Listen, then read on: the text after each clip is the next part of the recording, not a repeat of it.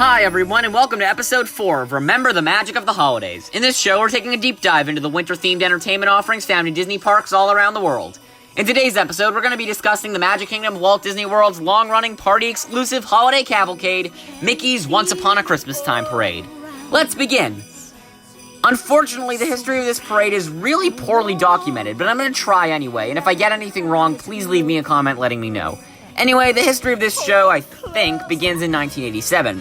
See, one thing I neglected to mention in the Christmas Fantasy video was how back when Disneyland closed Fantasy on Parade in 1986, when they were developing the new parade, they decided to build a clone of the show for Walt Disney World.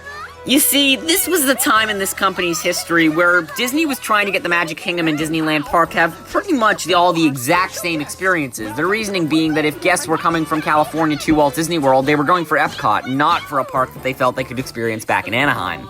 Obviously, this philosophy was pretty much 100% wrong, and basically as soon as MGM Studios opened in 1989, Disney abandoned this idea and started to give the two parks unique experiences. However, since the Very Merry Christmas Parade opened before that idea went out the window, it got pretty much the exact clone of the parade in Walt Disney World. Now, when did this parade begin?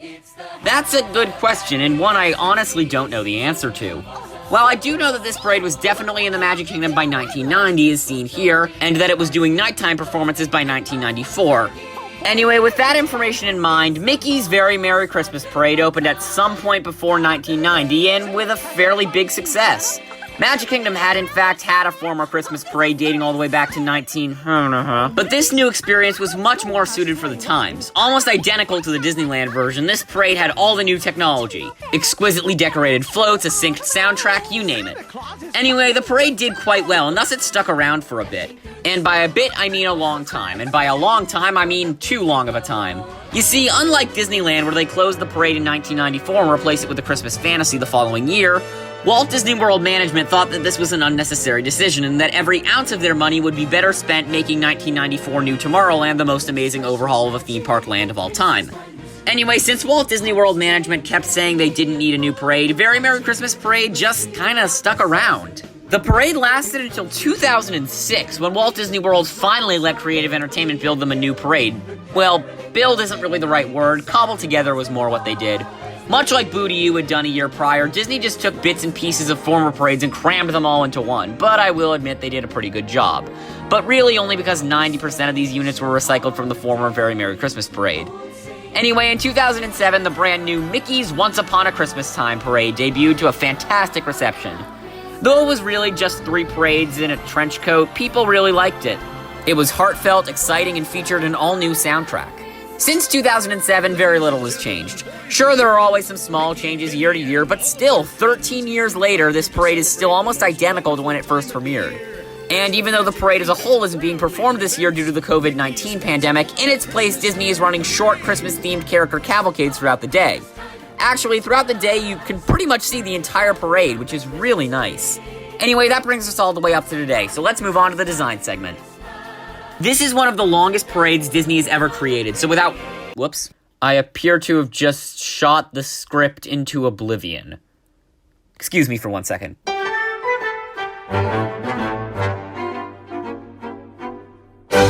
This is one of the longest parades Disney has ever created, so without wasting any time, let's dive in. One really quick thing I feel like I should point out is that when I talked about Holiday Wishes last time, you may have noticed that I didn't mention that show has a magical snowfall post-show, and that's because it doesn't. Instead, Disney uses the magical snowfall effect here, and during the entire parade, the streets of the park are showered with this marvelous effect. While certainly cool and a very nice touch, I will admit that it can be a bit infuriating at times. The snow does kind of soak the audience, and at times it makes it very hard to see. Anyway, now on to the parade proper. While nowadays begun with a cavalcade of Disney characters, originally the parade opened with a hand-pulled marquee float. While originally this opened the parade for many years, it was eventually moved to the end of the parade before being removed entirely after the 2017 season. Also, for a little bit there was this extra hexagonal additional marquee float, but it was removed a few years later. Anyway, nowadays the parade is opened by the aforementioned cavalcade alongside this Christmas tree float featuring Mickey and Minnie. This float has been around since the Very Merry Christmas Parade, where it was pretty much identical. Much like in A Christmas Fantasy in Disneyland, for a short period in the early 2010s, Duffy the Disney Bear appeared on this float too, but he was removed here about the same time he was removed in Disneyland. Anyway, originally the next unit was a short visit from our friends in the 100 Acre Wood, reusing the same float that Booty U used from 1990's character Hit Parade. Unfortunately, this float was removed in 2009 due to its age, however it did continue to appear in Booty U for a few more years. Nowadays, the opening is followed by the Winter Wonderland unit. This section consists of 3 main pieces: a horse-drawn sleigh, a small winter chateau, and a snowbank float. Originally, these floats were home to Daisy, Donald, Scrooge McDuck, and Chip and Dale, respectively, but sadly they were removed in 2014 in favor of characters from Frozen. Anyway, about the floats, they were all reused from the Very Merry Christmas Parade, where they were strangely used as a Snow White unit. But the Snowbank float actually goes back even further, all the way back to 1987's Spirit of America Parade. If that sounds familiar to some of my more dedicated fans, that's because a lot of floats from this parade were also repurposed into a ton of units from the Booty U Halloween Parade. As for the chateau, well, that's a little more complicated. What is certain is that it has been around at least since 1981's original holiday cavalcade Fantasy on Parade, but it could also be even older. There isn't a ton of video from it, but it's definitely possible that this float appeared for the limited time Pinocchio 40th Anniversary Parade back in 1980. Either way, this thing is really old. At least as old as the damn reflective castle float, but we'll get to that in a bit. Anyway, back to Once Upon a Christmas Time. Fun fact about this unit: in early 2014, this section of the parade as a whole was cut and pasted into Hollywood Studios for the limited-time Frozen Royal Welcome Parade alongside a quote-unquote new Ice Palace float that in reality was a stripped-down float from the Dreams Come True parades that once carried Pinocchio and Snow White characters. Anyway, that's the end of this section of the parade. Though originally followed by another section I'll get to later, nowadays comes the Candy Shop unit. This segment of the parade consists of 4 parts: a small gingerbread car, the candy factory float, a gingerbread house, and the bakery float. Going chronologically by appearance in the 2019 run, the gingerbread car is one of the newest additions to this parade, only being added in 2014, where the theming of this unit was shifted. More on that in a second. Next up nowadays is the gingerbread house float. This float dates all the way back to Fantasy on Parade, the original Christmas offering. While this unit originally carried Horace Horsecollar, in 2014 Horace was removed and replaced with Ralph from Wreck-It Ralph alongside the previously mentioned Gingerbread Car edition. While it was sad to see this seldom seen character bite the dust, I will admit if you had to get rid of one character from this parade, he would be the one. I mean, even Clarabelle Cow has more relevance than Horace these days due to various appearances throughout recent memory. And speaking of Clarabelle, the next thing up is Clarabelle's Bake Shop. When I originally started writing this video, I thought this was one of the floats created specifically due to this parade, due to the few details I'll talk about in a second. But to my surprise, it's actually one of the oldest recycled floats in this parade, dating all the way back to 1980's Pinocchio 40th Anniversary Parade. But they did put a lot of work into giving this unit some new life. They added effects such as these dancing gingerbread men, they redecorated a lot, and my personal favorite detail, they added smellifiers to the float to pump in a gingerbread scent into the audience when the float passes by. This is all followed by the final unit in the section, the Candy Factory float. This is a tough one for me because I really like the float and think it's an incredibly fun kinetic addition, but it really doesn't fit into the Christmas theme. As you may remember from the Booty U video, this float was originally created in 2006 to be part of both Halloween and Christmas festivities. The only problem with that is to make it fit into either, special decor needs to be either added or removed. This, in my opinion, leads to the float looking not really Halloween-y and not really Christmassy. I mean, I will admit it does work better in Booty U because that parade is a thematic mess anyway, but here there's just a lot of issues.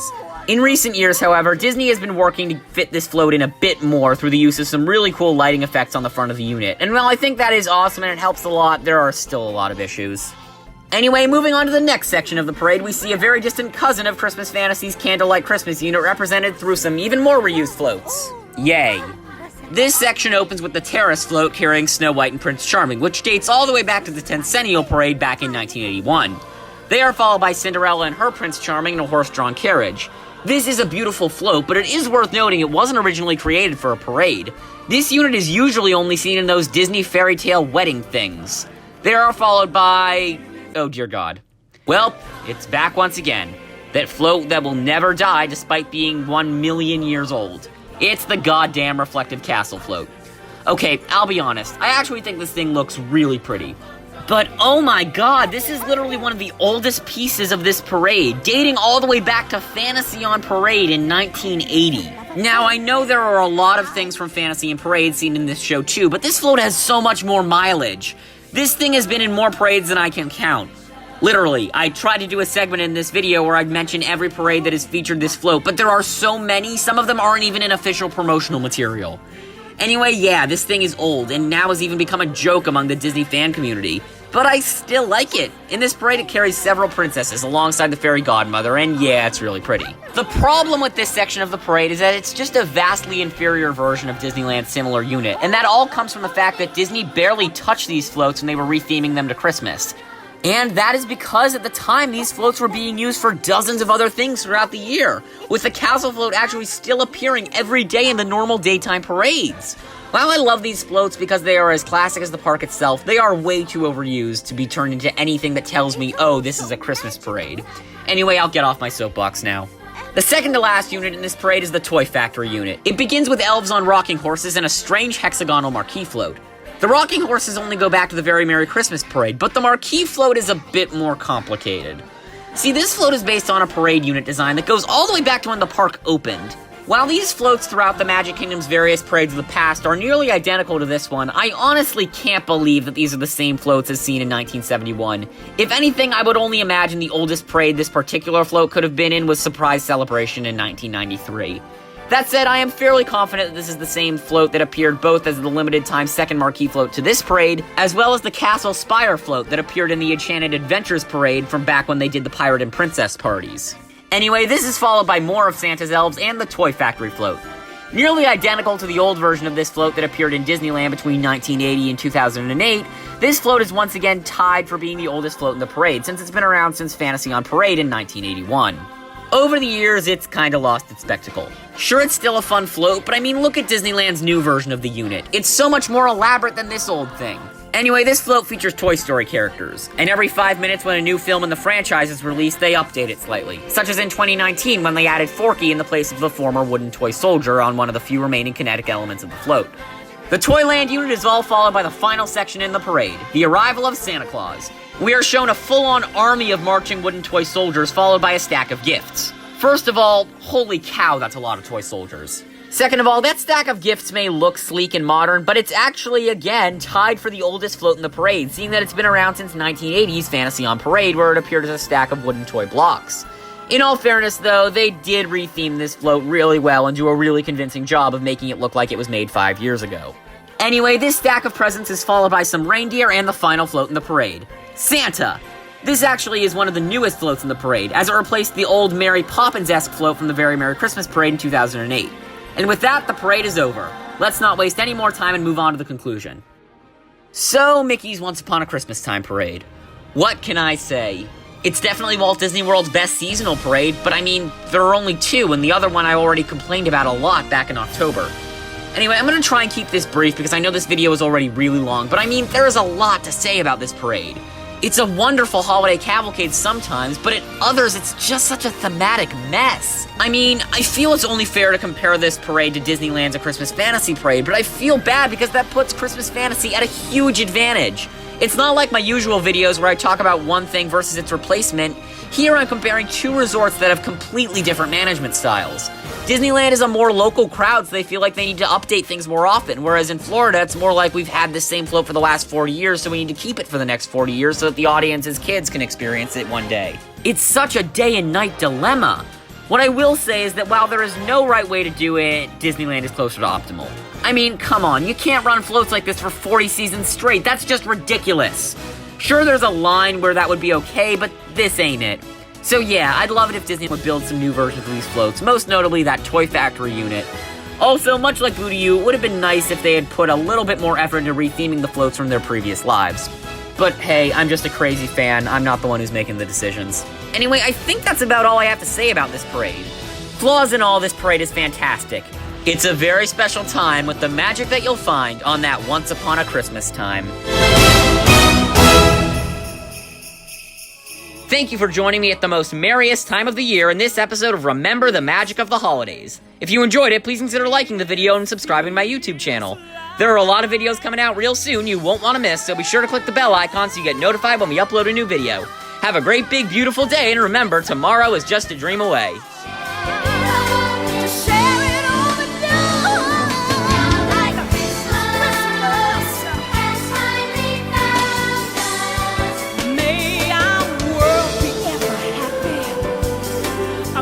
From me to you, may all our Christmas wish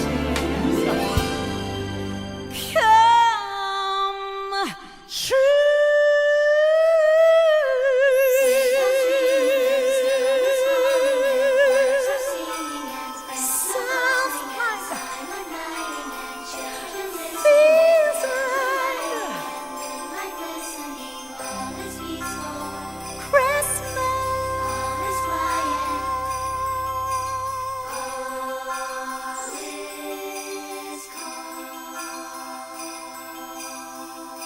Yeah, Christmas.